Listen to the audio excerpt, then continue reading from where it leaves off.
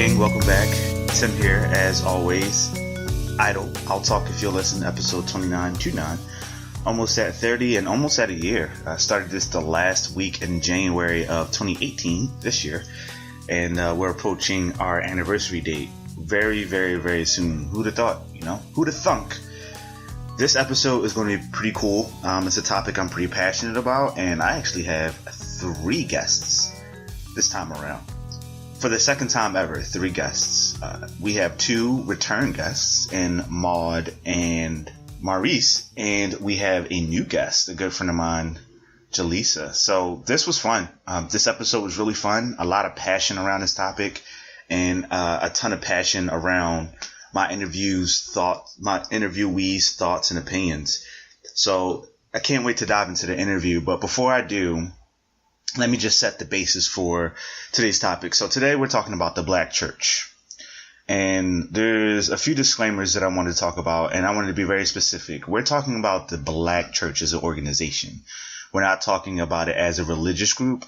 Now, there's going to be some crossover, obviously, because we're talking about a church, which is a religious organization.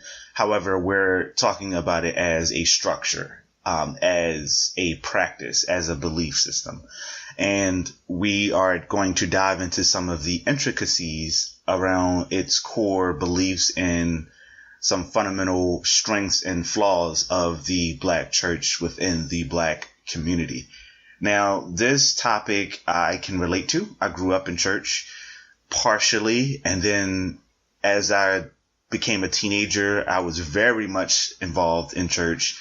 And then, of course, as I became an adult, a young adult, and then an adult, I kind of just stepped away from the church entirely for my own reasons. Now, growing up, my mom was a foster child. So growing up, my mom, she grew up in a home that pushed church down her throat, and she did not like it. And I think a lot of that stemmed from resentment from being a foster child. She didn't really 100% feel like she belonged. She always felt like an outsider. But church was cramped down her throat. She grew up in South Philly. She grew up on Catherine Street in South Philly. And I don't know what the local church was, but I remember her showing it to me once. And it was this huge church, like really huge old church, very, like a lot of stone and, looks very, very old and ancient, like it's been there. The church looked older than Morgan Freeman. Like it was there for a bit. And she hated this place. She hated going to church. She did not like it. So fast forward to when I was growing up, we had a church at the top of the block that my mom was a part of, but she only really joined the church, not necessarily because of her beliefs per se. She joined it just to look good. She didn't want the people in the neighborhood to think she was a heathen or even worse, an atheist, according to her. And she did, she was very insecure and very self-conscious about certain things, one of them being the way people in the neighborhood viewed her. And she made us go to church, but she was very, very loose about it. She wasn't really strict. We definitely went to communion. And we had this church had communion every first Sunday, if my memory serves me correctly. It's usually every first or every fourth for this church. It was a New Gethsemane Baptist Church in Northwest Philadelphia, Germantown section, on Shelton and Boyer is the intersection. It's on Shelton Avenue in between Boyer and Sprague Streets. And it was a pretty nice church. And that's where we went. And I want to say communion was the first Sunday of every month. And we went at least one other Sunday. So we tried to go at least, 2 Sundays a month. And there were even occasions where, as I kind of started to get into it, I would go without my mom even. She would say, hey, go walk down to the church. I'll be there later. And she'll show up either halfway through the service or she wouldn't show up at all. And, lo and behold, that's where I really started getting into it, because I'm like, hey, although my mom's cool about it and she doesn't make me go all the time, I think I'm starting to actually like this thing. And I started to like the people there. I started to like some of the events, the different ministries, and it was pretty dope. And I really liked it. I liked the praise. I liked the environment. I liked the culture. Just like the feeling I got. Even the feeling of approaching the building. The building was beautiful. It's even more beautiful now. And just walking into the atrium and then it just was an overwhelming feeling of just positivity and goodness. And I really, really liked that. Now, of course, at this age, I had no concept whatsoever of black church versus church. Like, in my mind, they were one and the same. Like, hey, I'm going to church and it just happens to be a bunch of black people here. And the reason for that is because of where I live, the neighborhood, and we're talking very, very, very naive and narrow-minded Tim, because I was really young. I only know what I'm exposed to, and I was only exposed to my neighborhood around this time. So in my mind, the majority of Philadelphia was black. So in my mind, there's black people at this church just because there's black people everywhere, right? We're not a minority. So I didn't really separate the two. And as I got older, I changed church families, and I fell in with some school friends who I became, well, they were classmates, and then they became school friends. And you guys know what I'm talking about, school friends. Just like you have work friends, where your friends at work, you stop by each other's workspace, desk, whatever, and you talk and you have fun and you genuinely enjoy the person. You tell the person about stuff going on outside of work, but you're not like best friends. Same thing at school. At this time, we were just classmates. Then we were school friends, and then we became really, really close friends, like to this day, like family. And I found myself, they lived really close, and I found myself over their house all of the time. Their mother and father were very, very cool. It gave me a sense of belonging, and they embraced me like a part of their family. My family's huge, but my family's divided. And I really, my father and my mother was not together, and my father's side of the family was down South Philly. My mother's side of the family was very, very scattered, and we lived in Germantown, which is, north of the city. So I didn't really have that sense of, with the exception of some holidays, I didn't really have that sense of family. And then, of course, when my father was murdered, that kind of dwindled off bit by bit. So I kind of latched on to any family environment that I could at the time. And I latched onto their environment, even got to the point where I started calling them cousins. You know how black people do. And you got cousins and you got black people cousins. These were not my cousins by blood, but they were family just the same. And I started calling their mom and dad, aunt and uncle. And it was pretty dope. I loved being involved with them. And they were a very religious family. And the mother was an evangelist. The father was a deacon and musician. And they had a church around a corner called 3-in-1 Baptist Church. And when started going to the church, it's funny, they don't know this. So this will be news to them if they ever heard this. But the reason I actually started going to their church is because I didn't feel like going home yet. And I kind of still wanted to hang out. So it got to the point where I would just sleep over there. Like Friday after school, I would come home for a bit. And then at about like 6 or 7, I would pack up my video game systems, usually my Dreamcast or my GameCube or something. And I would walk over there and we would all play the game over the weekend, and we would have a blast, and we would go different places. We would go out. We would have fun. We went to car shows and other types of events. It was super dope. And before I knew it, it was Saturday. And Saturday rolled around, and I'm like, I really don't feel like going home yet. It's Saturday night. I really enjoy hanging out with these people, but they wake up early, and by early, I mean 7, 8 o'clock on a Sunday. Now, mind you, I'm a kid, and at the tail end of elementary school and eventually middle school, that's like an ungodly hour for me. I'm not getting up that early if I don't have to. So here it is Sunday morning. We're waking up at 7, 8 in the morning. And of course they let me sleep. They don't bother me, because as far as they're concerned, what I used to do is I used to just wake up and go home.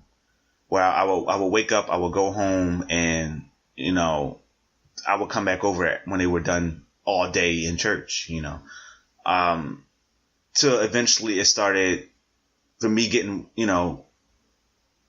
woken up, and me watching them get ready to okay, you know what, hey, I guess I'll go, to eventually turning, because hey, I want to hang out with you guys after church too, or whatever, to eventually me waking up, going home, getting church clothes, and coming back. And I'm going to talk about church clothes later on. That's going to come up in the interviews, by the way.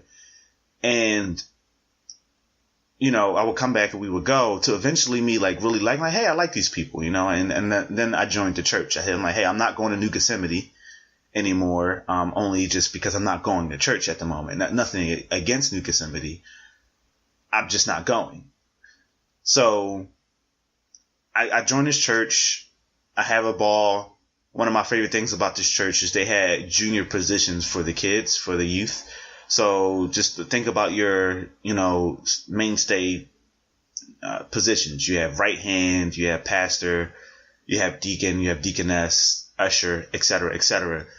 But they had junior positions. So they had junior right hand, junior deacon, junior usher, etc., etc. And so when they rolled this thing out and I was given the title of junior right hand, I took a lot of pride in that because, right hand, if you're not familiar with the black church, or if it's an antiquated term, I don't go to church, so I don't know if this is still around. Right hand is quite literally the right hand man of the pastor. So the right hand or woman, but in this church it was a man, literally sat to the right of the pastor in the pulpit and assisted the pastor in everything, opening and closing of the church, from the practical sense to the literal sense, helped out with maintenance, helped out like anything that the pastor needed. And of course, on days where the pastor wasn't available, the right hand was the assistant manager, so to speak. So when I was given junior right hand, I took a lot of pride in that because I felt like I was the leader of the other junior positions. It was kind of like an unspoken thing. And I was given a sense of ownership, and I really liked that. And eventually I walked away from the church. I'm not going to talk about why in this forum, at least not right now, maybe in a future episode. But I did leave the church and I went to go pursue my connection with God in other ways. Now, a lot of people have had similar experiences that I've had. A lot of people had polar opposite experiences. But one thing that remains the same is their involvement in the church. So they grew up in church. They were told they had to go by their parents or grandparents. And then eventually through that process, they got their own sense of identity and eventually got to the point where they can make a decision on their own on if they want to go or not.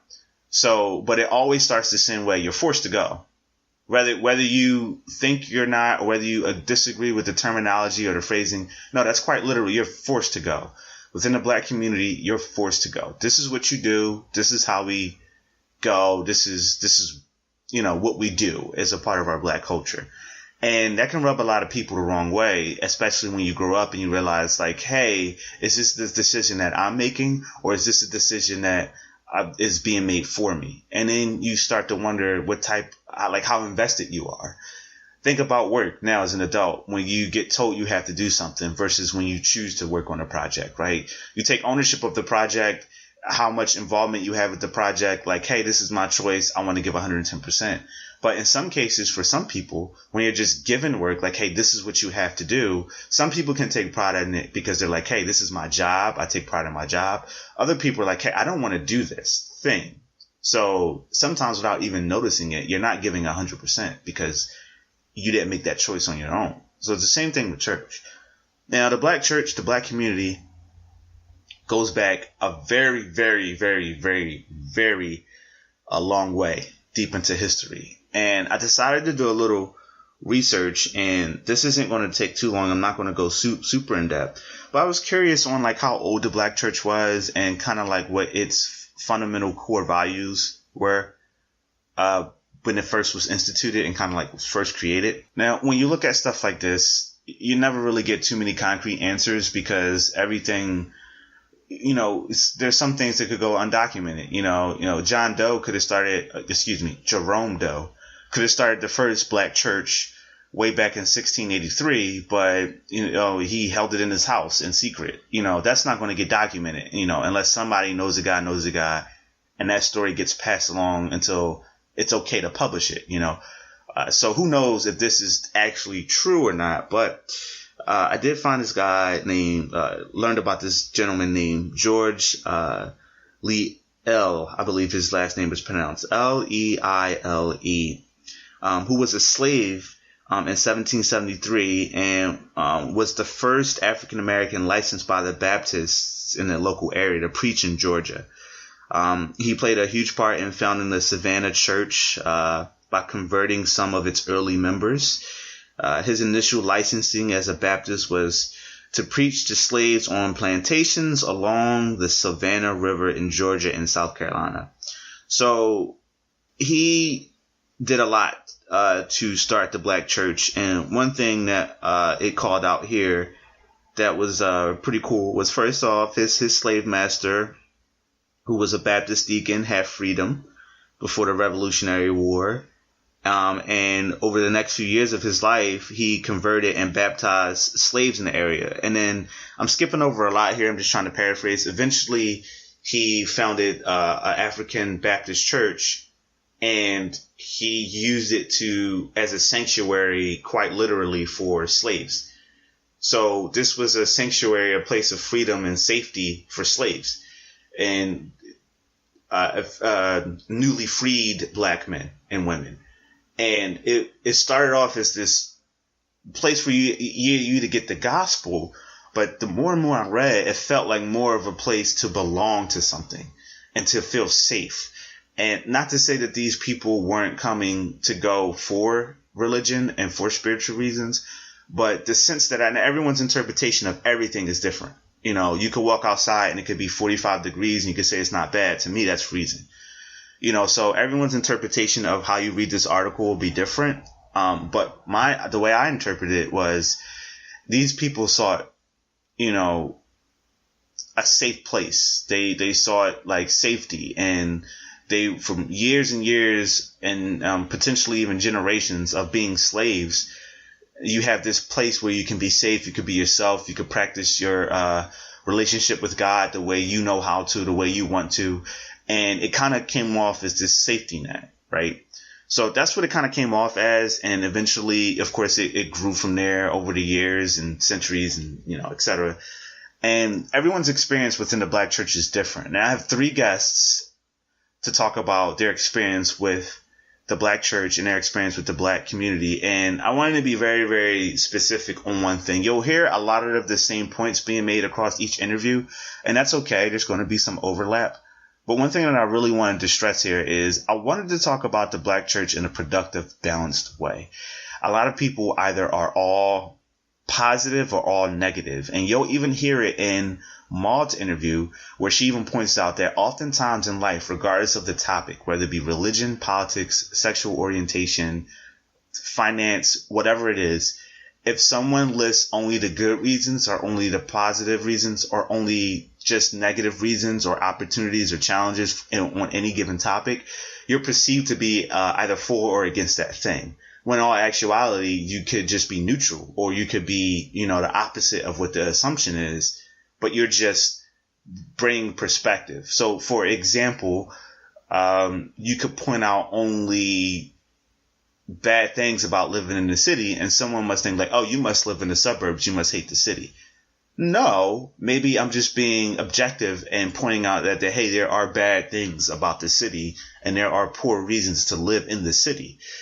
Doesn't necessarily mean I don't live in the city, doesn't necessarily mean I don't love the city, but I'm trying to be balanced and add perspective here. Everything isn't all good and everything isn't all bad. And there are a lot of people who are going to be listening, and even more people who aren't listening, who think that black church is nothing but good. It's 100% good, no areas of opportunity. And there are some people who are going to be listening who think the opposite and think the black church is horrible. And they don't want to have anything to do with it and think it's a blight within the community. So you're going to hear I would like to think anyway, I tried my best to ask very balanced and mature questions and just try to open up a dialogue, create a productive dialogue, and talk about some pros and cons just to get the juices flowing. And I can't wait to hear from all of you, mainly in person, but also I'm very, very active on Twitter. I'm super active on Twitter. I can't wait to talk to you all. Please follow me on Twitter. Stop this right now and follow me on Twitter. It's in the description below, regardless of where you're listening, YouTube, Spreaker, iHeartRadio, Spotify. But it's also at ITIYL _ITIYL. It's the initials of the show twice separated by an underscore. follow me on Twitter.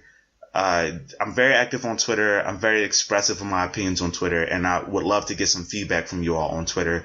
Just at me like, hey, I was just listening to this show, and this is the episode. Here are my thoughts. You're an idiot. You're a genius. Whatever. I'm very, very active on Twitter. That is literally the best way to get in touch with me outside of just seeing me in person. But I would love to hear you guys' feedback. I would love to hear what you guys think, and I can't wait for you to give me an earful on what your thought process is. Now, our first guest is Maud. Maud is a return guest.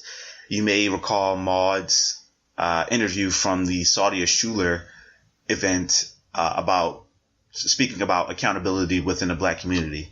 So Maud is very passionate about the Black church topic, and I wanted to have her on. I actually reached out to Maud, and then she reached back out, and we had some dialogue. And I was really excited to have her on. So without further ado, here's Maud, and here are her takes on the Black church.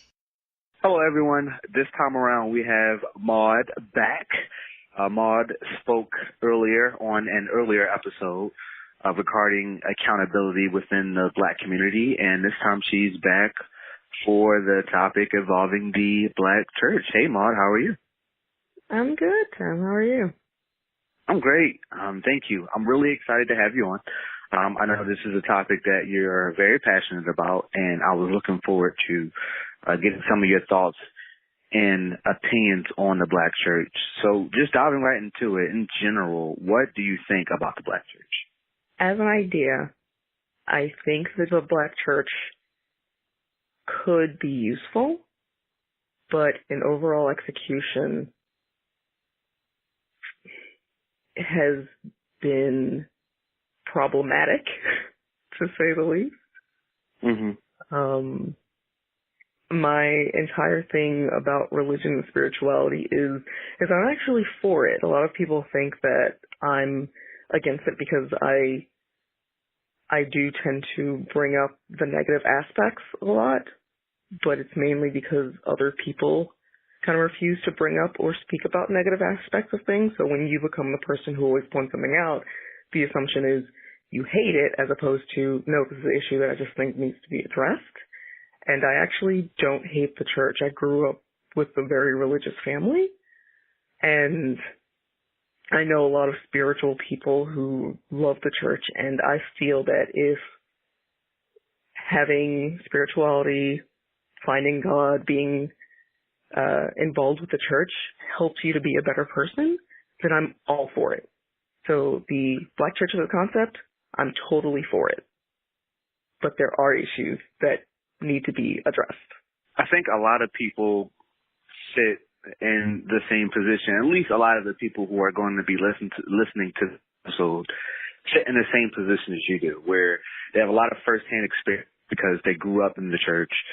And it's interesting to see the different perspectives, considering that at first we aren't really given a choice. At least I know I wasn't. It was just like church or die.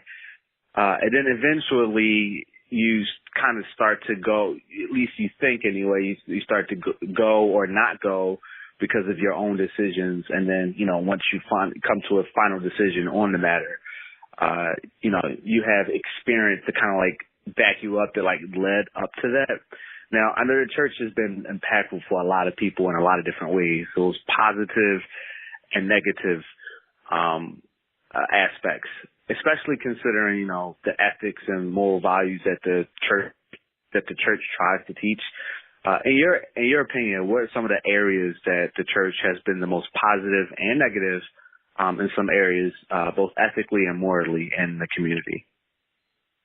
So positively, it's the idea of being the center of the community, because a thing with the Black community is that we do need to be better about coming together.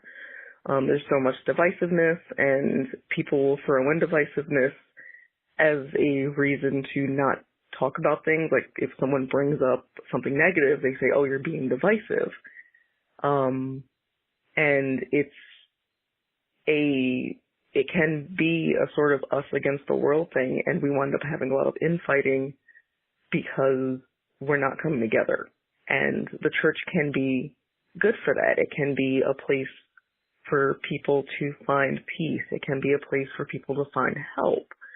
But for a lot of communities, the churches, especially nowadays, this is something that we've been seeing less and less, churches aren't pillars of communities anymore. They're not a safe haven for everyone. It used to be a time where if there was that person in the neighborhood who was going through an issue financially, the church would be able to organize stuff to help them.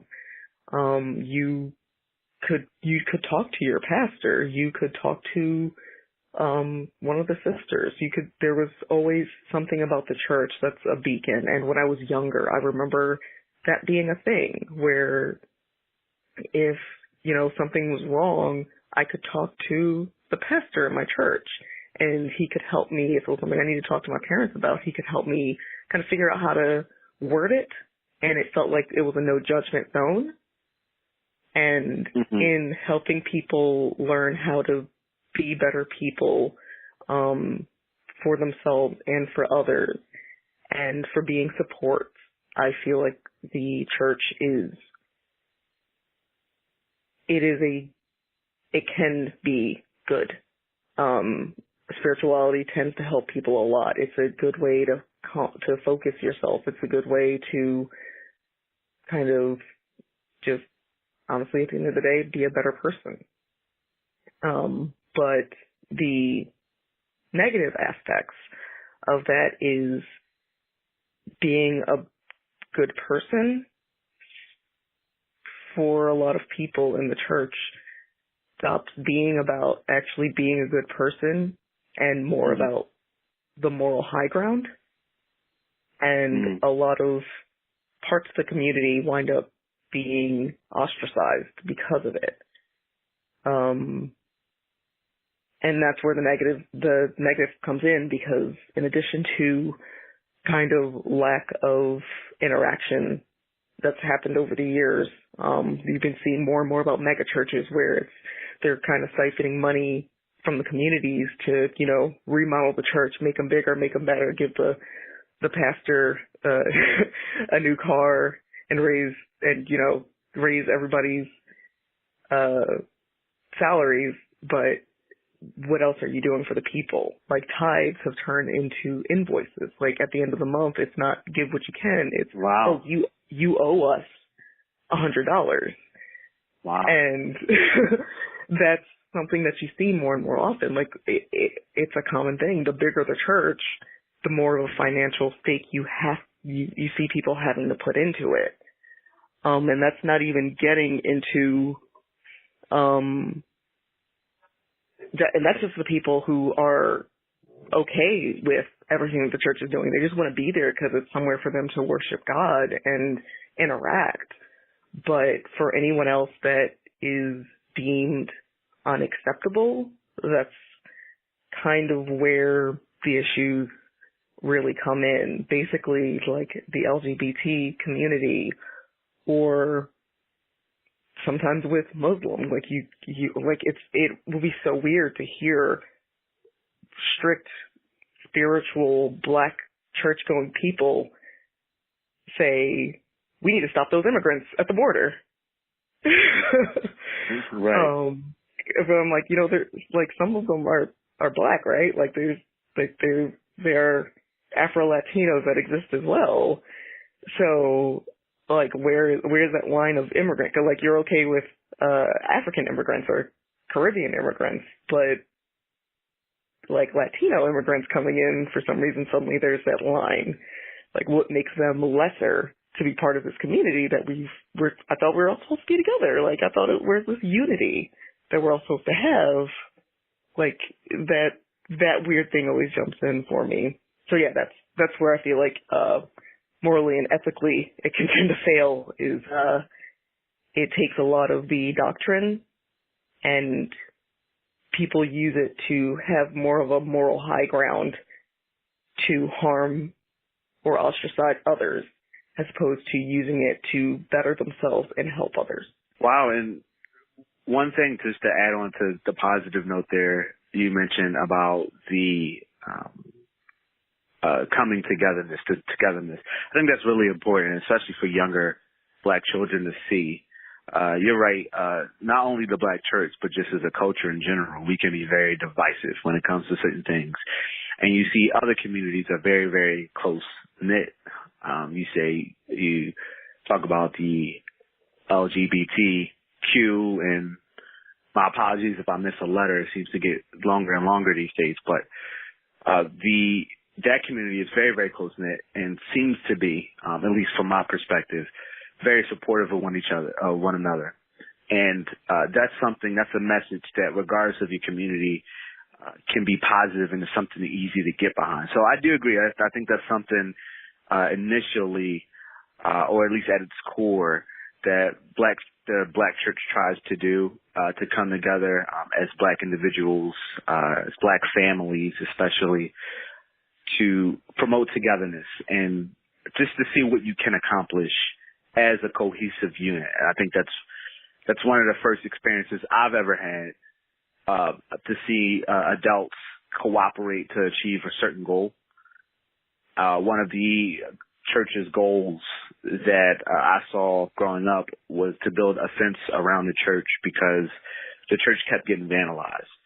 So the Black community and the Black congregation came together to help build the fence. And I remember that being one of my earliest memories of like fundraising in general, or just putting towards a positive cause. And I thought that was pretty cool. Now, I do agree with a lot of what you said as far as the negative aspects as well. And I think a lot of the times, and it's very, very unfortunate, the human aspect comes into a lot of what we do, and religion is no stranger to that. And sometimes we have to try our best to look at the person before we look at the religion.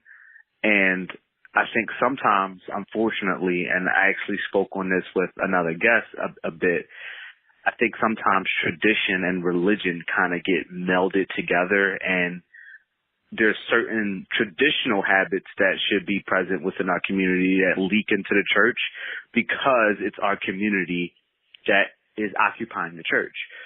So, for example, you mentioned building the wall to keep not building the wall, but just the policy in regards to immigrants, to keep the immigrants out, or, again, the LGBT community. There are a lot of traditional Black families who just so happen just feel that way. They're against those thought process, those ideas, and those behaviors, and they just so happen to be a part of the church. So now it gets perpetuated within the church, and it kind of gets a religious spin on it. And I think that hurts the religion in and of itself because, one, just like you mentioned, promotes divisiveness in the sense that someone who maybe is a homosexual or someone who does support same-sex marriage may feel like, hey, this isn't a safe space. Or they may feel like they can't practice a religion in general. They can't be religious at all because the religion doesn't want them. And reality is just the person may not want them. So I totally agree, and it's a shame.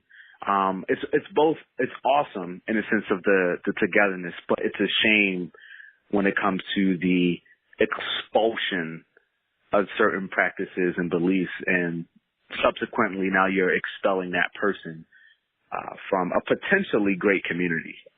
It's unfortunate.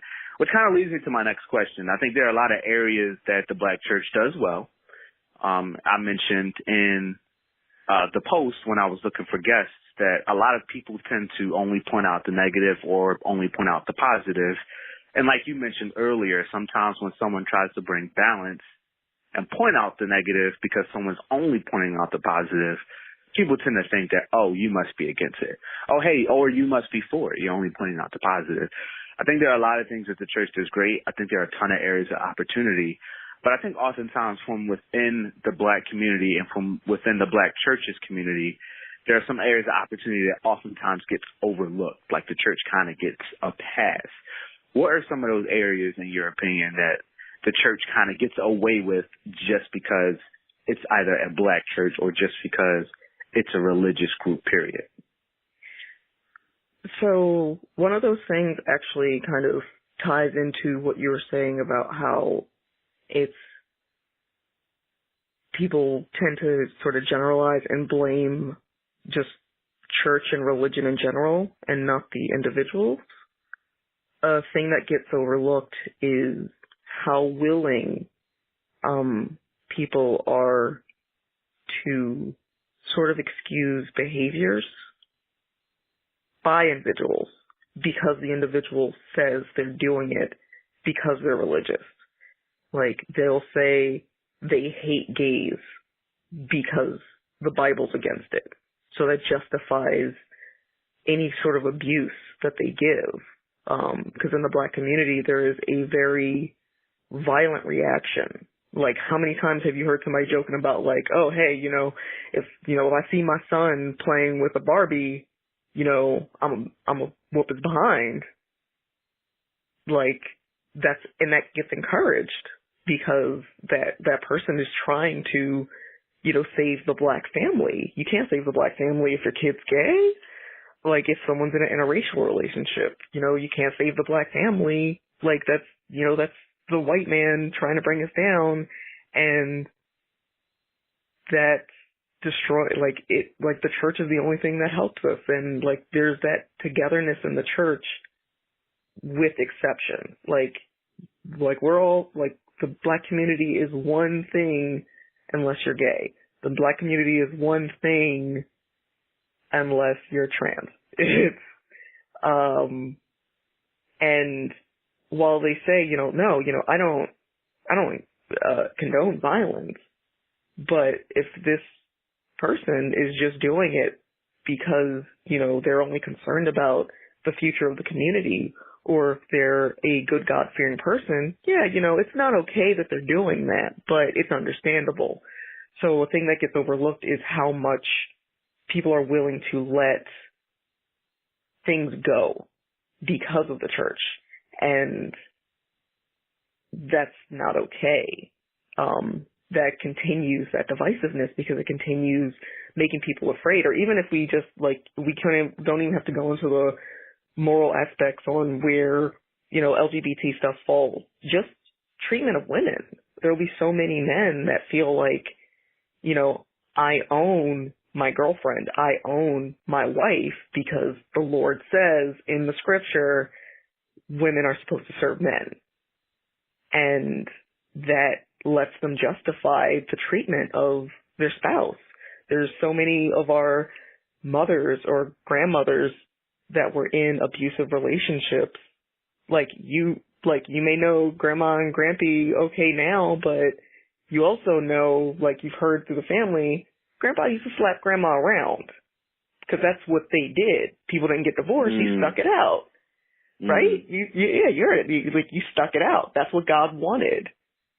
So much gets excused just because it's good. They're God-fearing. It's what the Lord wants. It's what's going to keep the community together.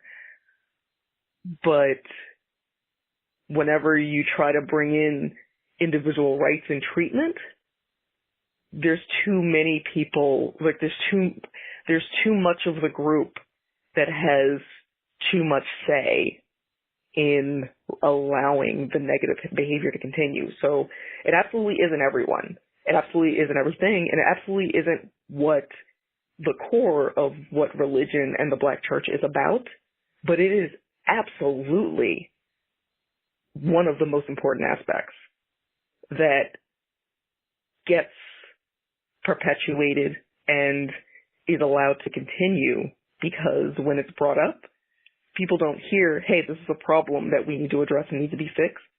People hear, you just hate it. You're anti-God. You're anti-family. You're just trying to cause problems. You're you're trying to ignore what's really there. Like, you're messing with my family dynamics now. If you're trying to, like, say, what do you mean I can't hit my wife? You're messing with my family dynamics. What do you mean I can't hit my kids? Like, spare the rod, spoil the child. Like, so much of it is used to excuse the perpetuating behaviors that we have.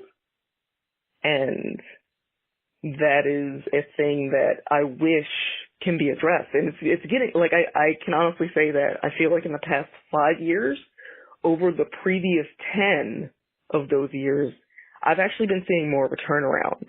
I've been seeing more, you know, we need to kind of reach more out to the younger kids. We need to kind of look at those behaviors. And that's a turnaround that I've actually been enjoying to see, like, because I got driven away from the church from that because I had heavy-handed parents. So, like, beating a kid doesn't put respect into them, it puts fear. And it either, like, one or two things happens when you beat a kid. Either they just become afraid of you and don't do anything in front of you, or it does nothing to them. And they'll just keep doing what they're doing. And now you're just tired because you've been whipping your kid, and then they're just still being bad. So I'm tangenting. I'm trying to, like, stay focused, and I feel like I'm like branching out. But opportunities that I feel like can help is like the trend that I've been seeing now, where it is more focusing on the positive, where it's that idea that we are all neighbors, we are all family, and we are not supposed to be judging and punishing each other. We just need to help each other survive, and the Lord will sort it out.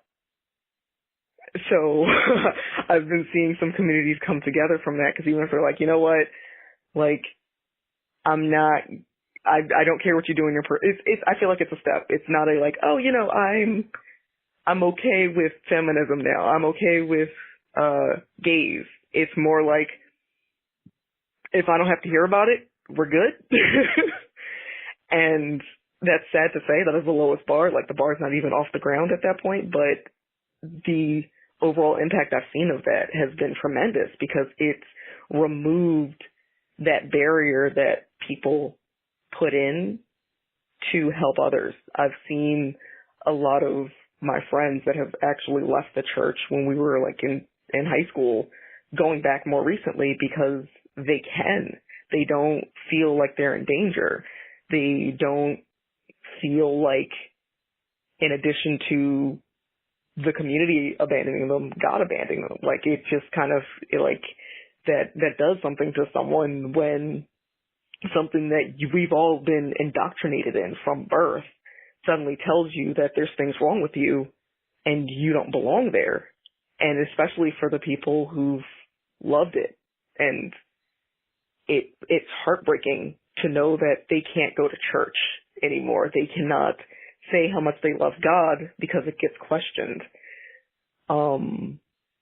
And that's just the best case scenario. That's just like, that's just words and ostracizing. That has nothing to do with how many kids have been killed, how many trans women get, like, there was that recent story of a pastor killing a trans woman because, wow. like, yeah, like, and it's just, and people are like, well, you know, it's, you know, that's not something the Bible is okay with, in referring to her being trans. Not that he killed her, but that she exists, and him killing her is understandable.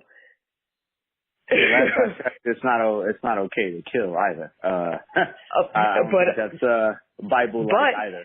but he's a God-fearing man, and depending on what the circumstances, like, she wasn't black when he killed her. She was trans. He was totally justified in killing her because he was doing what he felt like was, you know, good for the community, was good for the church.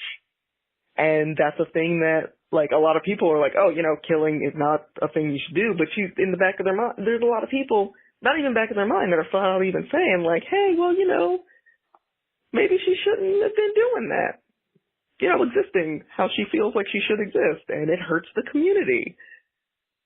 And, like, that's the two steps forward one step back thing where, you know, I was seeing all this really good stuff in the community, and then that happens. And then suddenly, like, people start reminding me how they actually feel. And it's like, I want to come back too. I've been trying to come back, but it's you there. It's kind of like there's a restaurant you really like. The food's good, but the staff is terrible. It's like the restaurant's not bad. Right. But like right. I love the building. The atmosphere is great. The stuff I can get in there is great. If I can just not have to interact with anyone else in there, that would be clutch. Right. And you know what? I think a lot of people do feel that way. They want to get closer to the resources and the benefits that being a part of a spiritual and or religious group brings. But again, you'll always have that human component. Always. And the most difficult part about that is just separating the person from the religion. And that's really, really hard to do, especially when someone says they're doing something in the name of religion. You can go back across history and see acts of violence in the name of religion. And, you know, it's difficult to do, but I think to people who do disagree with the Black church and just church in general, I think that's one of the most challenging things, one of the most challenging perspectives to change, especially considering earlier you mentioned, you know, it was okay to be a womanizer, well, not necessarily a womanizer, but just to beat your wife, and it's okay to, you know, beat your kids and things like that. It was okay at one point in time, and it was something that, like, hey, it's okay to do this. And if someone challenged that thought process, same thing as, you know, being trans, like, hey, if someone challenges, if you challenge someone's perspective, and this is all they know, this is all they've ever known, some people aren't always receptive to that. Some people aren't always willing to sit down and listen and understand. It's almost kind of like just two people yelling at each other at that point. Like, hey, you can't do this, and then, hey, I can do this. Why can't I do this? And neither side kind of wants to really hear each other at that point. So kudos and much respect to not only everyone listening, but the churches out there, the religious groups out there who do sit down and listen and see. I think that's one of the reasons, to your point, I have heard some churches making huge strides when it comes to even something like ageism, where they're like getting younger, not because parents are making their kids come to church, but the kids actually want to, by instituting a ton of new programs, a ton of kid and child run programs, which is always great. And I think we need to see more of that. And I think that's super dope, just to see a Bible study or a Sunday school, and heck, even some sermons and services run by children. Not only does it help the child be a little bit more acclimating to being in a position like that, not only a leader, but an administrator, you know, a facilitator, but it also gives them a piece of ownership of the Black church, which I think is phenomenal, because if someone has ownership, they're more likely to take care of whatever it is that they're a part of. So, hey, Maud, I feel like whenever we get together, you know, we pick a topic that we feel like we can go on and on about, but all good things must come to an end. So I do want to wrap everything up and let you go. But I can't tell you how super appreciative I am that you reached out and you decided to come back onto the show. Obviously, no question, we'd love to have you on again. And heck, even if there's a topic that you want to hear about, this was partly inspired by you. So if there's any other topic that you do want to hear about or bring to the forefront, hey, feel free to chime in on the videos. Feel free to write into the show. Feel free to text me. And who knows, it might make its way back onto the show. But I do want to appreciate you for some of your time. And thanks again for coming onto the show. Absolutely. Thanks for having me. Hey, Maud, thanks a bunch. It was super fun interviewing you. It's always a blast. And I had a hell of a time talking to you. I always do. And as you can see, Maud is very passionate about her thoughts and opinions surrounding the Black church. And I would like to think that Maud was very balanced and objective. Tell me what you think about Maud's portion of this topic, of this episode. Again, that's ITIYL_ITIYL on Twitter, or you can DM me on Instagram or on Facebook. Just let me know what you think. I would love to hear your thoughts. Now, our next guest is Maurice. Maurice is also a return guest. Maurice was featured on the therapy episode involving men in therapy and discussing their involvement within the mental health environment. So Maurice is very heavily involved in the church. He's one of my closest friends. He is very rational and objective and very passionate. So without further ado, here is Maurice, and here are his thoughts on the Black church. Hello, everyone. Welcome back. This time around, we have Maurice. You may remember Maurice from our therapy episode. He was featured on that episode expressing his thoughts on the importance of therapy within not only the Black community, but the male community. This time we have him on talking about the Black church. Welcome back, Reese. Thanks for coming. Hey, how's it going, Tim? Glad to be back. Not bad, man. It's always a pleasure when we get together, and I know this is a topic that's near and dear to your heart, and I definitely wanted to get some of your thoughts and opinions about it. So as part of the reason I did reach out to you, just to get right into it, we're talking about the Black church here. How has the Black church affected your childhood and your adulthood, both positively and negatively? So for me, I actually grew up in church. I've been going since I was 11, and I'm about 30. I'm actually 30 right now. So I've gone through the various children's ministry, to the teenage ministry, to the young adult ministry, to the college student ministries, and I'm actually serving in a leadership capacity with the men's ministry at church currently. So for a positive impact, I would say that it absolutely kept me from the streets. I grew up in Richard Island Projects, which is one of the rougher neighborhoods in North Philadelphia, and the amount of time that I spent at church often just kept me from being in that environment because, I was literally at church almost every day of the week. Growing up, they had something going on. So I think from a positive impact, just keeping me away from the streets, that was a huge impact. I believe that they do instill some really good morals inside of you, regardless of what you believe about the Christian theology, or the Black church. The morals, most people won't argue them, like treat other people well, don't kill people, things like that. They're like really good morals that just have instilled in you growing up. So that was also a help from a positive impact. I made some lifelong friends there that also grew up in the children's ministry. A lot of the people that I met when I was 11, 12, starting off at church, remain my closer friends to this day, even though one of them's in Hawaii, one of them's in Maryland now, but we still communicate regularly. We still visit one another. We still chat. When they got married, I was groomsman in their wedding. When I someday get married, I plan on having them as groomsmen at my wedding. So I made some lifelong friends. Wow. From being in church.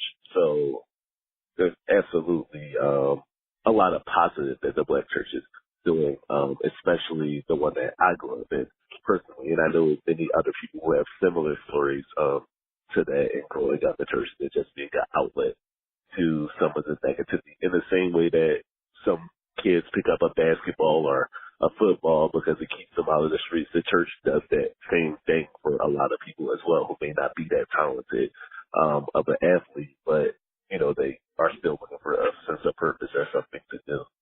I say on the negative impact, it absolutely, I would say, kind of gives you a false sense of hope in the humans, in a sense where I feel like when people did harsh things to me growing up, I was shocked. Like, how could you do this to me? This isn't what I learned that people should be. Like, you're supposed to treat people well. Wow. You're supposed to do this. You're supposed to do that. Why are you not doing this? Because growing up, that's what I was taught. So when people did harsh things, even to this moment sometimes, like, I really struggle with it because I'm like, how could you be that cruel to do something harsh, to do something mean. So in that negative impact, I would definitely say you tend to be almost gullible to a sense that you don't see that people can do harsh things. You don't believe that people can do harsh things.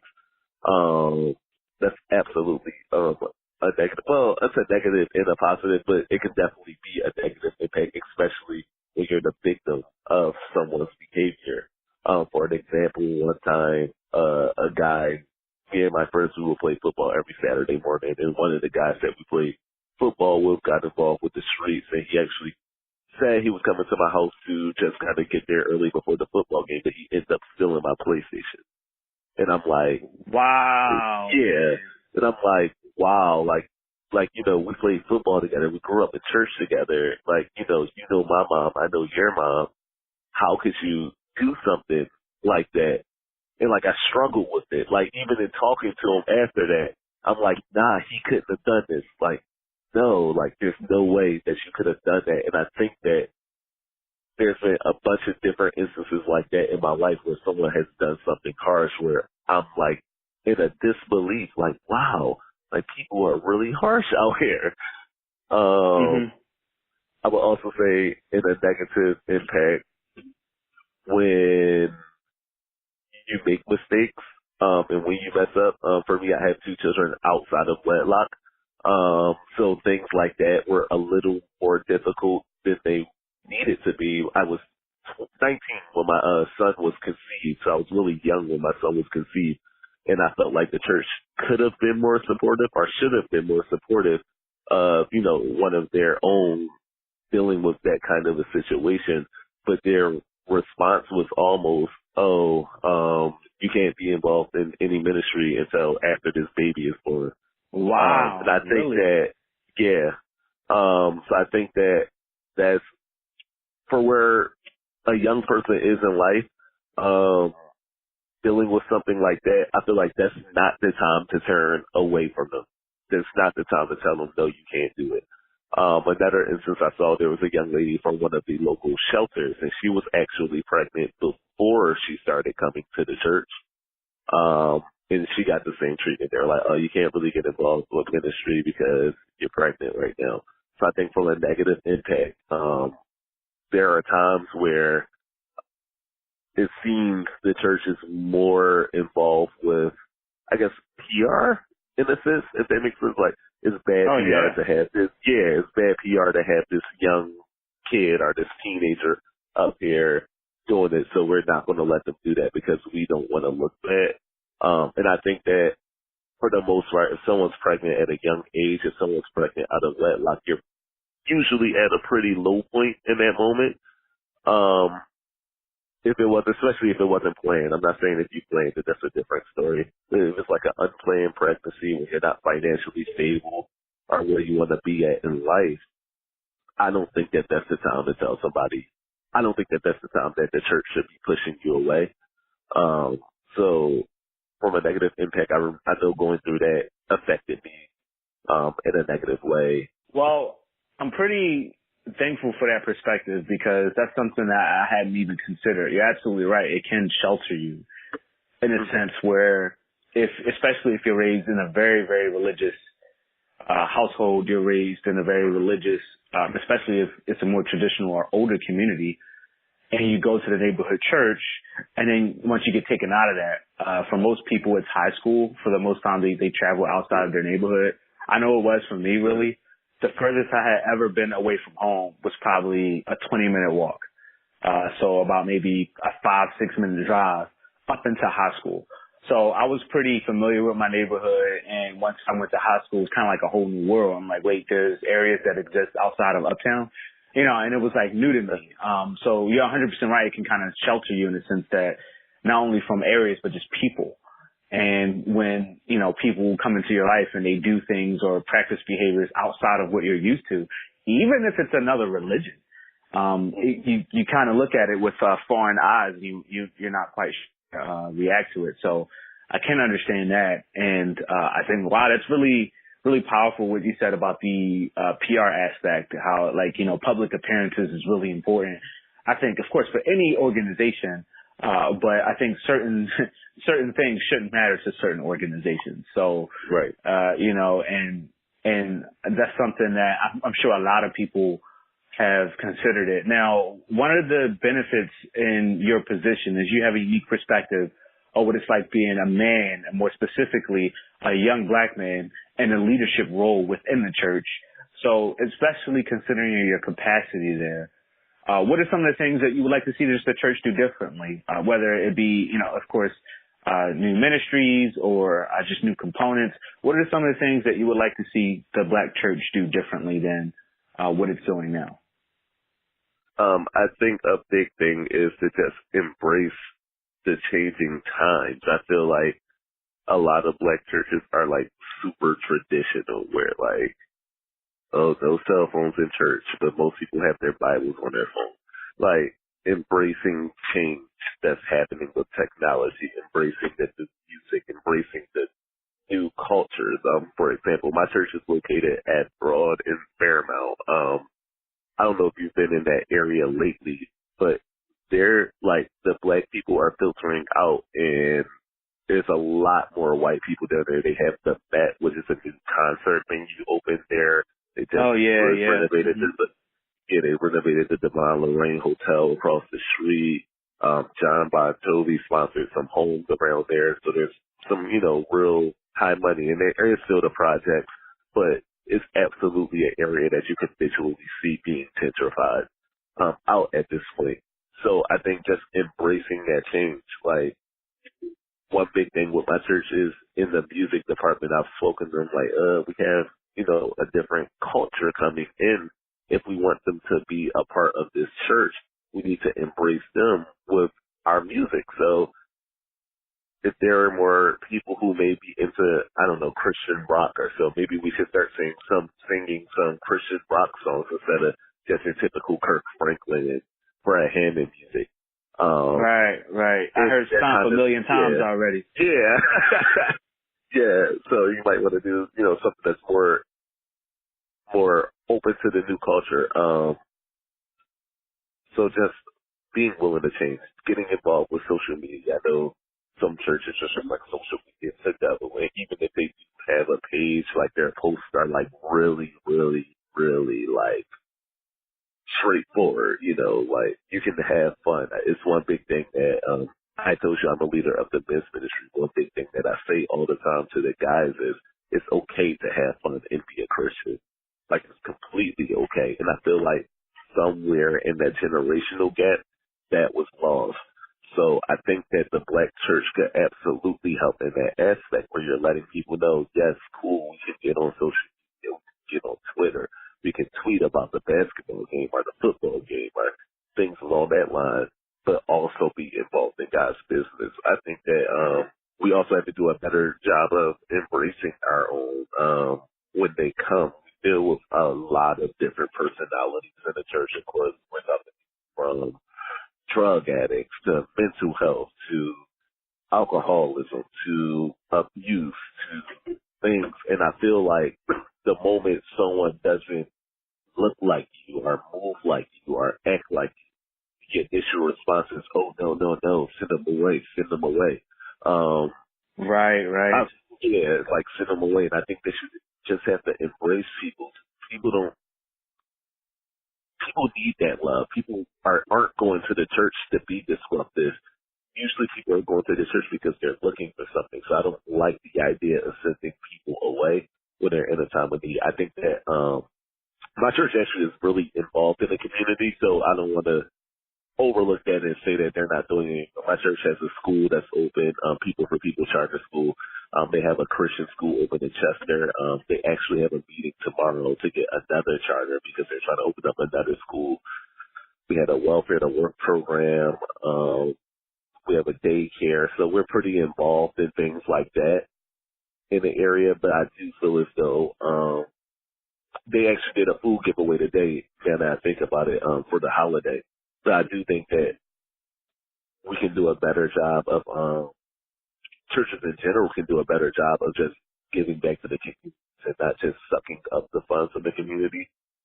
Just kind of showing something that's tangible to the funds that they're giving. And I do know that a lot of churches, they may be collecting for this building, but they may be collecting for this, but nothing ever manifests in the community from it, or nothing ever manifests sometimes even in the church from it. So if you've been going to a church for 20 years and they've been collecting for a building fund for 20 years and you're not seeing anything, I believe that's how some of those stereotypes get created about, oh, how the Black church isn't doing this or isn't doing that. Wow, yeah.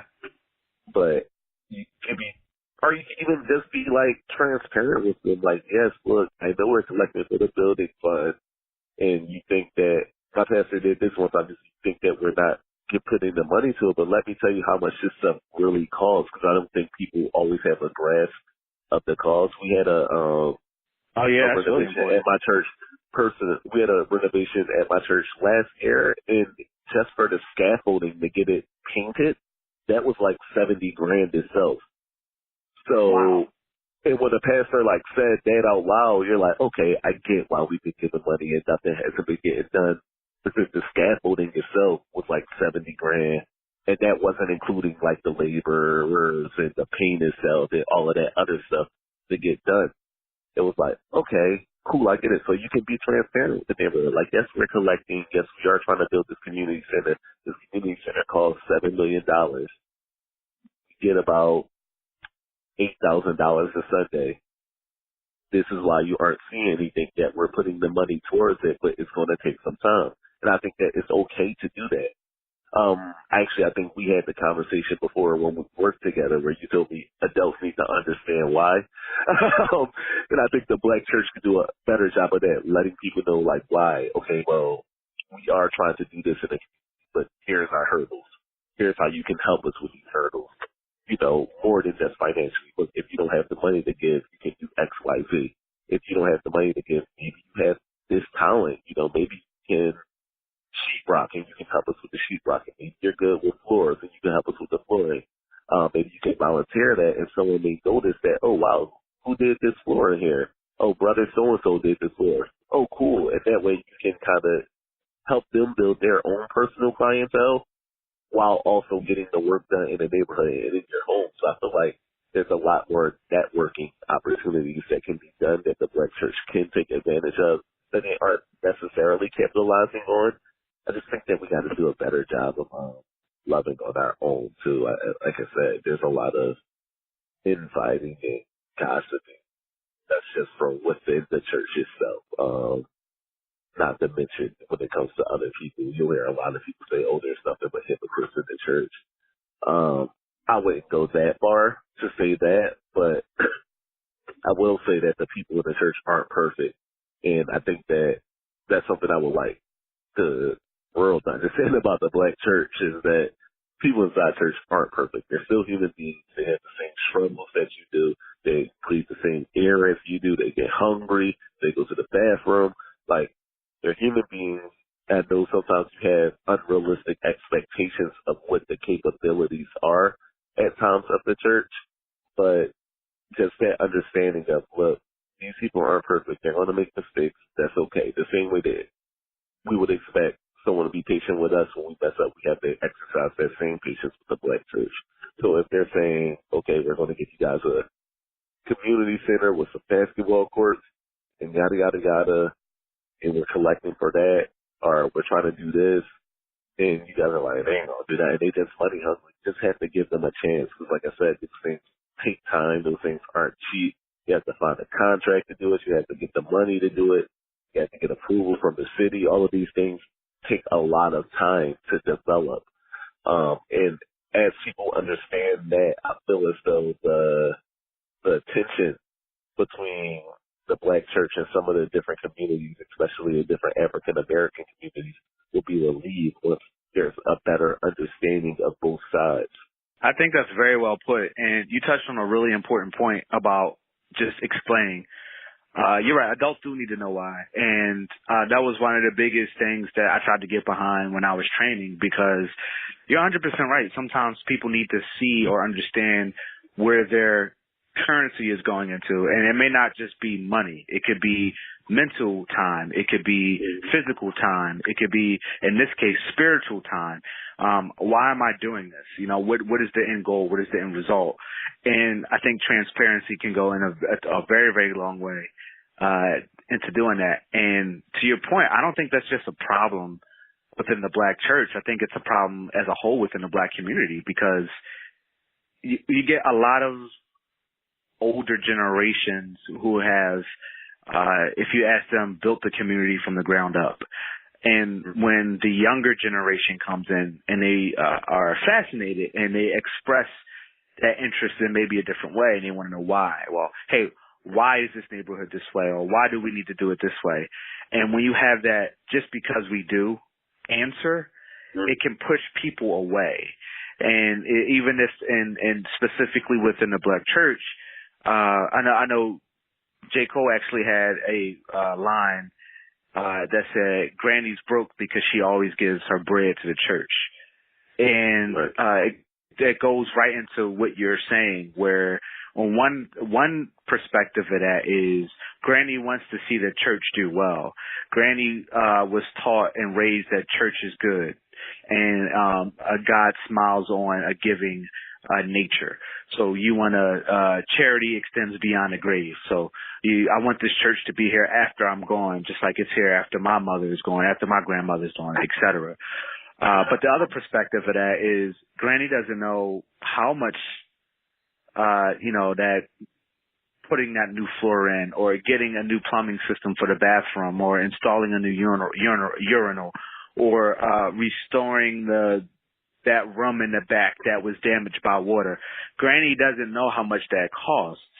So when you see Granny giving money to the church, and you're like, well, Granny, you've been given this money for X amount of months, for X amount of years, along with everybody else, but that room is still water damaged. What's going on?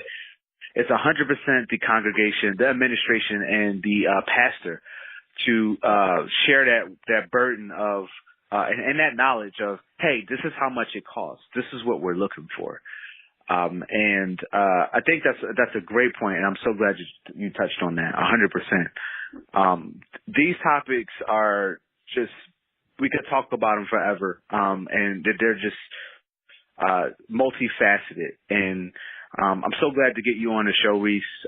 Your perspective, in my opinion, is very well needed, and I'm hoping that a lot of people who are listening, who are in a similar situation as you, or have had similar situations that you have had, that this speaks to them, that they can relate to it and go from there. And I saw you plugging your church a little bit too. We got a daycare, we got a school, I didn't want my church members to listen to it and be like, "Oh, Maurice trash in our church." Well, let me be clear. I love my church home. Well, what church do you go to, if you don't mind me asking? I attend Greater Exodus Baptist Church. It's right at Broad and Fairmount. I've been there since the year 2000. So, awesome church, awesome home. It's about 1,500 members on the books. They do some really great work. Wow, man, that's awesome, dude. I'm familiar with the area, essentially because they opened up a new gaming cafe, like tabletop gaming cafe, Thirsty Dice, right there. I actually went there last night. Oh man, it was such a good time. Such a good time. I'll be going there again later on in the month. We can speak offline about maybe linking up and going together. But that area is a very diverse area. But thanks again, Reese. I really appreciate it, man. And I look forward to not only hearing the interview playback for the masses, but to have you onto the show, have you in the show again in the future. I would really like that. Oh man, it's always a pleasure, Tim. It's never an issue for me to get on with you. Hey, Maurice, thanks a bunch. It's always a pleasure to get together with you, man. And it's super fun talking to you about any topic. We could talk about pennies and have a blast. And I like to think Maurice was very balanced as well. I tried to get people who were going to be really balanced. And Maurice was very balanced as well in his take on the black community and within the black church. And I really liked how he called out some of the different ministries and some of the different things that his church is doing. And believe it or not, that can give young, like I talked about earlier in the episode, it can give young people a sense of ownership and accountability and make them want to be involved a little bit more. I really also love Maurice's take on some of the disadvantages in being involved in the black church as well. Now, our next guest and final guest is Jaleesa. First and foremost, you'll have to forgive Jaleesa for being a Cowboys fan. She doesn't know any better. It's okay. But nevertheless, I did have Jaleesa on the show to share her thoughts about the black community. And she was very, very balanced as well. And she shared some very interesting thoughts. Now, this interview is a little unique because I did experience some technical difficulties throughout the interview. Hopefully, I cleaned it up enough in post-production that you can barely notice. But this interview took place, a portion of it took place inside, a portion of it took place outside. So do excuse the background noise, the cars going by, the traffic light signals, et cetera, if you can help it. But I did not want to cut the interview short, and I did not want to push off or delay a really good opportunity to get Jaleesa onto the show. So, and I said, hey, why not, have a really natural, organic conversation in our natural habitat, right? We're not always in a controlled environment. That's not always realistic. It's not like I have a studio. And without further ado, here is Jaleesa as she shares some of her thoughts. Hello, everyone. Welcome back. Another episode, another week, and of course, another interview. This time around, really good friend, 10 plus years. I have Jaleesa on the line. Hey, Jaleesa, how are you? Hi, Tim. Nice to be here. I'm so excited to have you on. I'm like smiling from ear to ear. Thank you. I'm excited to be on. Yeah, sure. No problem. My pleasure. It's my pleasure. My honor. I have the Jaleesa, even though you're a Cowboys fan. But did you see the Eagles game, though?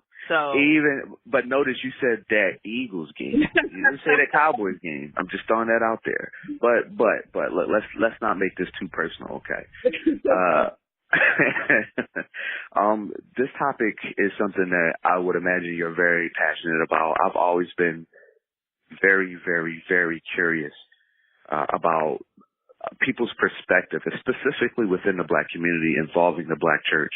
People have a lot of positive and or negative things to say, and I oftentimes see that whenever anyone speaks on the black church, it's either all positive or all negative. So I was hoping to bring some balance to the topic. I was hoping to bring some balance to the conversation. I'm really excited that you wanted to talk about it. So just to get right into it, how has the black church affected black families, both positively and negatively, in your opinion?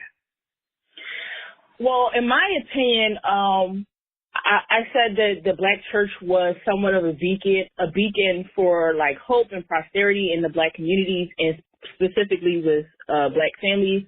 As you know, many mega churches or even some of the smaller churches, they tend to have certain programs so that the children have somewhere to go after school, and they make those low cost or even sometimes free, which helps keep the youth out of the streets and, not getting into trouble.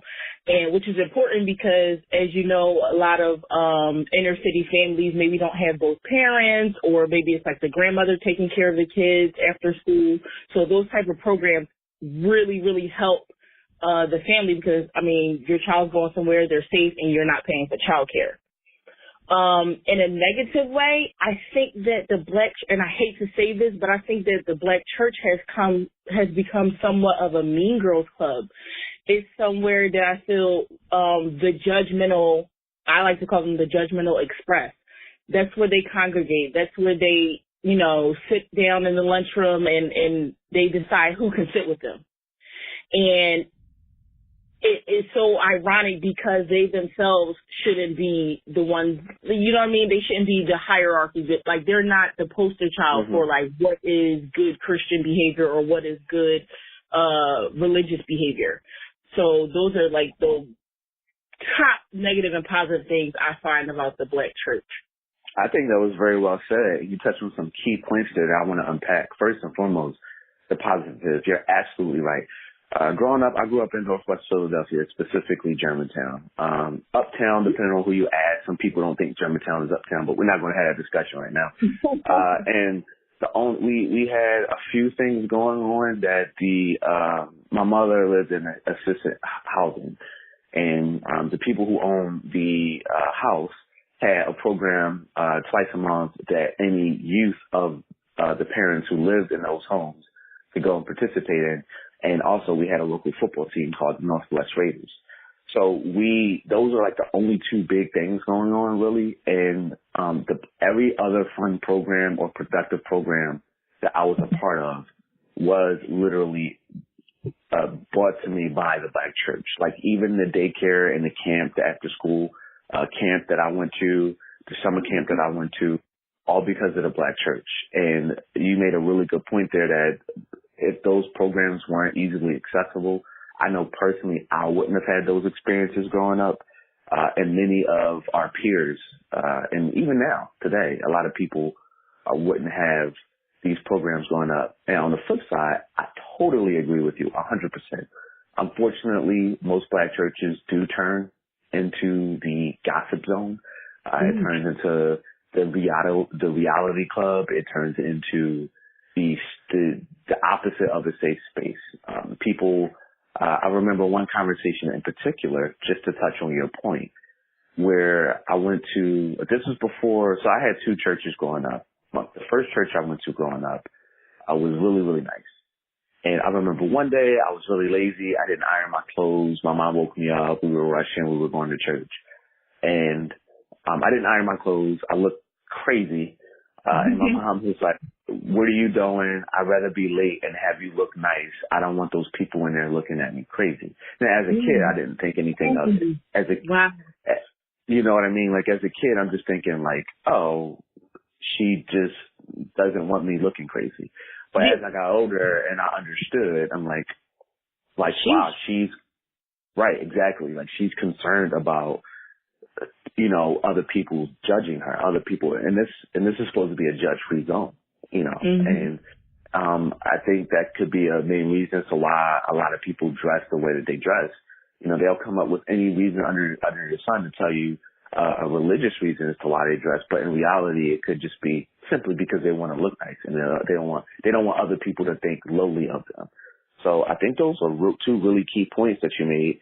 And I would love to hear, you know, when this goes live, I would love to hear what people's thoughts about it are. My stance on, you know, like how it's judgmental.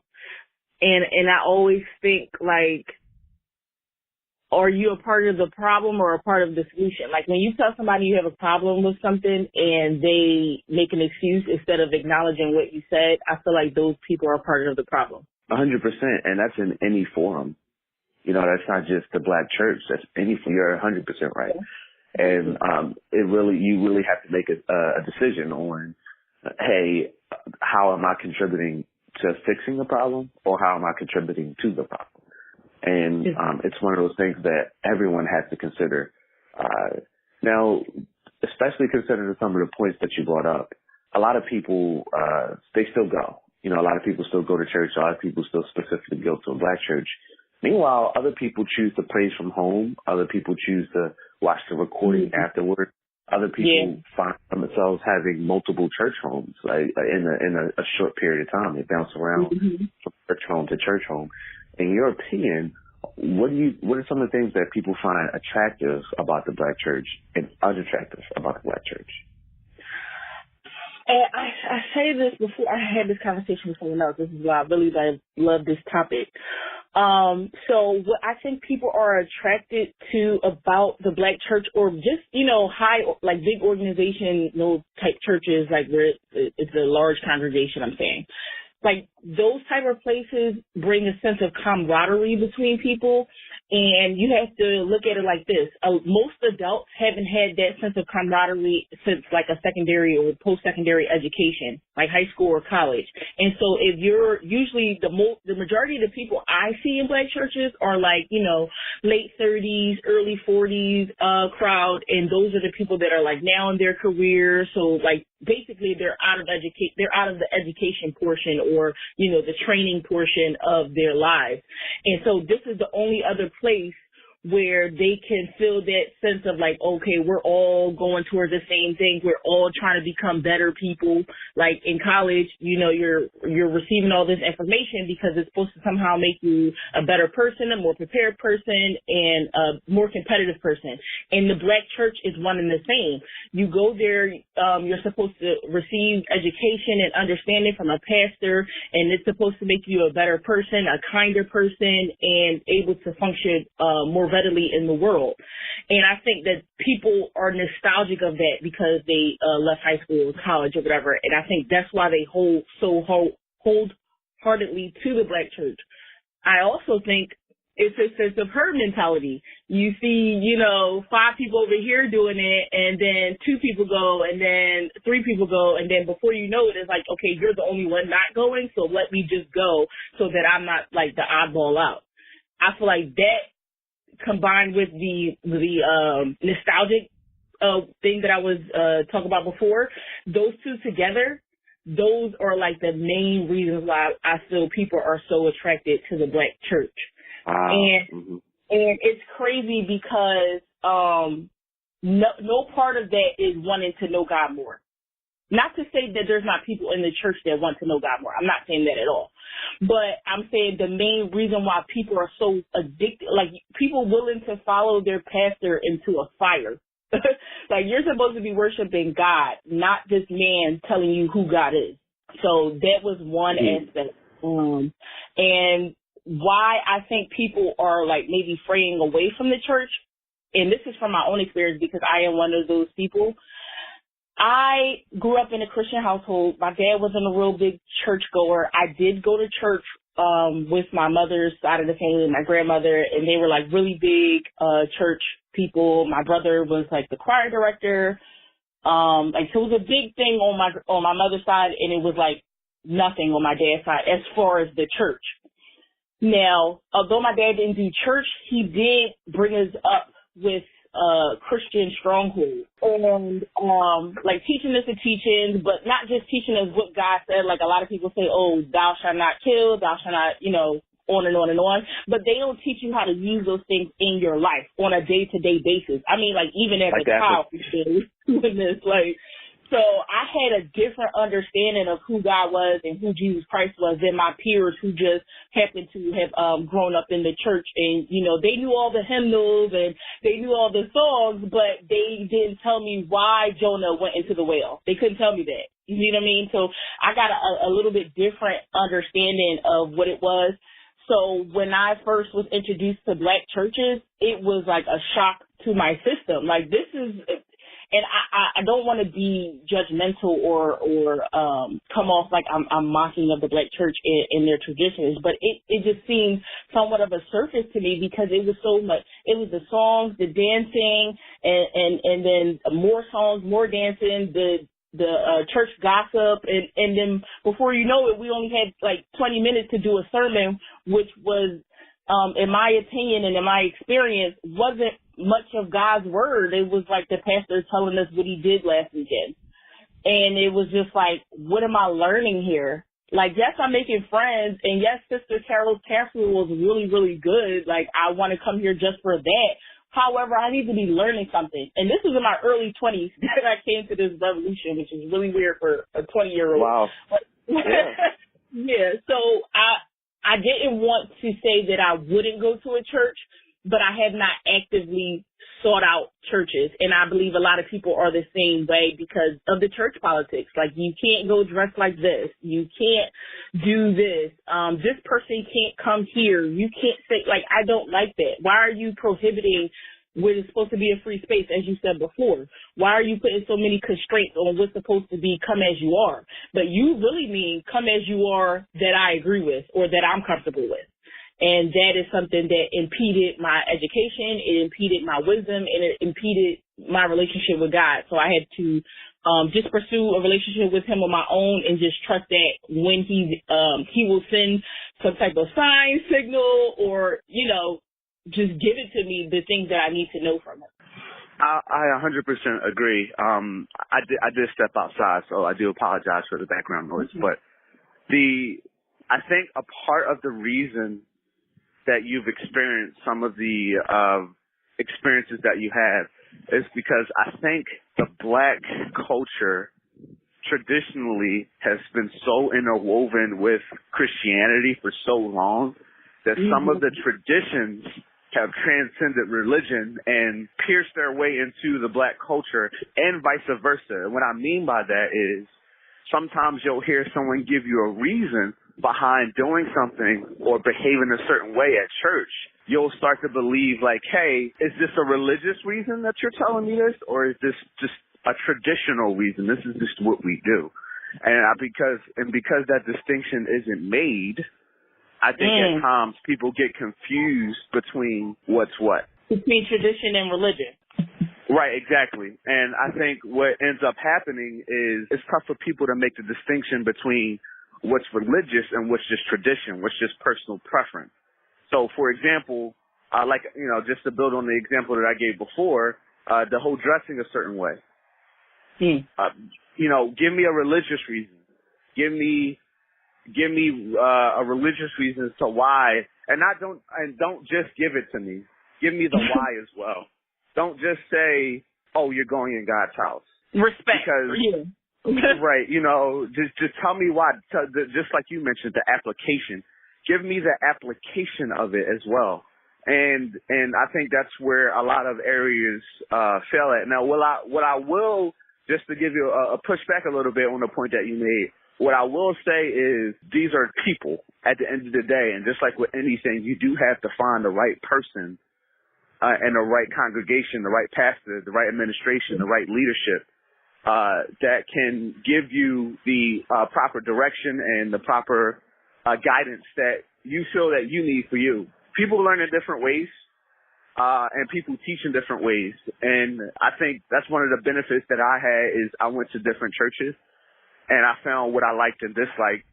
And before I stopped going to church, I was happy with my situation until I wasn't. But I think that's really important. So if this is something that you want to do, of course, I highly support the idea of you finding what's right for you and for you to just, bounce around from church to church to find out what works for you and how you receive the information. That's actually the thing that makes me, uncomfortable. Now it's like going to the realm of uncomfortable. Like hopping from church to church. Why is that a thing? Why is it okay, I'm here on Wednesday, they're on Friday, they're on Saturday, they're on Sunday. And I get people are trying to find a church, but I feel like maybe to put aside the idea of finding a building, because we must remember that God is not this building. God is in you. If you on the corner, in your backyard, in your basement, in your office, he's there. So do you need that building in order to establish a connection, to have understanding? I feel like if people started to refocus on that part of it, like the God part of it, that the building and the things in it would turn around. I personally, I'm not really actively searching for a church because I actually am fulfilled with the relationship I have with God on my own. And when I'm no longer fulfilled by that, or when I'm no longer prospering from that, I feel like maybe I will reach out to a church or at least an elder. Elders are really good for religious or even just emotional, mental support. They're really good for it. And I actually get a lot more from them than I do, a pastor speaking to everybody in a whole rather than one person speaking to me in my specific situation. So I don't, I want people to kind of get rid of the idea that you need a church. You can't worship God without a church. It may stunt you in a way because if you never find a church, then you never find a relationship with God. I agree that you shouldn't be focused on the building. However, I am a firm believer of making yourself accessible to the resources and tools that you need in order to do something. So, for example, you could be the type of person that you only need the Bible. That's the only resource you need.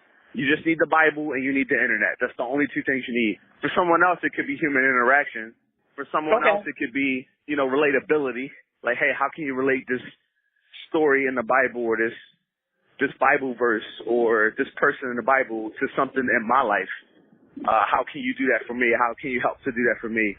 And just to talk about going from different building to building, I think in the interim, I 100% agree with you that before you find a place that you feel like you can worship at, if you think that's for you, then yes, 100% focus on you and God, your relationship with God.